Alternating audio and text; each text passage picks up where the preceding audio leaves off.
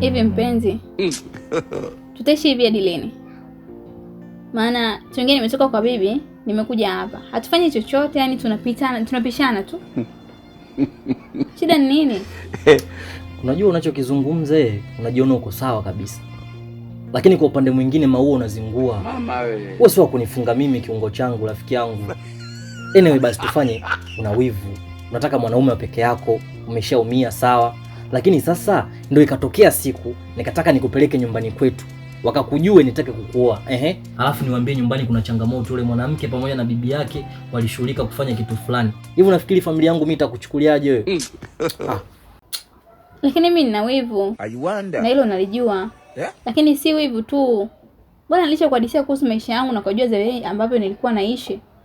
Nimekuelezea kabisa visa vyangu vyote. Sasa usichokielewa hapo ni nini sasa? Sawa, una wivu. Lakini basi ungeniacha hata na mimi nikawa huru. Nakuwa naishi kama niko ufungwani bana. Mbona mimi mwenyewe nakupenda, nishakuelewa basi sawa. Nimekuona ni binti mtulivu. Umeonyesha kweli unanipenda, unanijali. Basi nifungulie tu na mimi niwe na amani yangu bana. Wewe tambua kama nakupenda na sitaki kukupoteza. Ndio maana nimefanya haya yote. Basi kama unanipenda basi nifanyie huo mpango, nifungue tu niwe sawa. Kwa sababu gani? Bora ingekuwa zamani kipindi kile ambacho niko peke yangu upo huko. Nilikuwa na uwezo wa kuleta demo humu ndani. Lakini sasa hivi tunakaa wote humu ndani, au demo anakuja saa ngapi? Muda mwingine basi nielewe na wewe. Lakini mimi naogopa nikifungua utanichiti.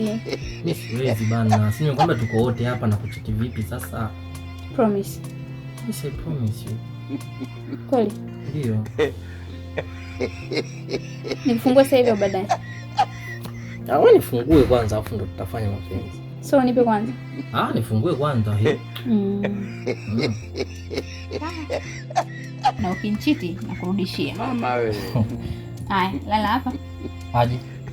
Lala hivi, sogea huku hivi. Hivi. Hivyo.